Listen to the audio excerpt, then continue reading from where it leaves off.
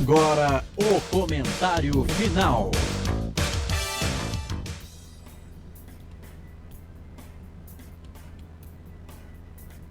Muito bem, fim de papo no estádio Brinco de Ouro pela 16ª rodada do Brasileirão da Série C.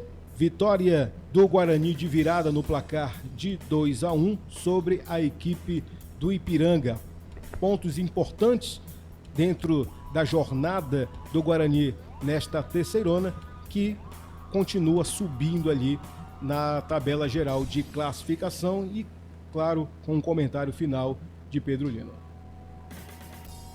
O Guarani jogou bem na partida de hoje, merecida a vitória. Vitória com V maiúsculo do Guarani. Na noite de hoje no estádio Brinco de Ouro da Princesa, o técnico Matheus Costa, fazendo sua estreia no Brinco de Ouro da Princesa, montou um time pra frente. Peças importantes, o Diego Torres, que é o principal jogador contratado para essa Série C, Mirandinha, que já tinha feito boa partida no derby, o Isaac Mandrake, que a torcida pegava bastante no pé, fez o gol da virada hoje. O Bruno Santos, um pouco apagado, mas também ajudou. O coletivo do Guarani na partida de hoje mostrou que o Guarani ainda não está morto. O Guarani está mais vivo do que nunca. Para conseguir a classificação para a próxima fase da Série C, restam mais 3 rodadas para o fim da primeira fase da Série C.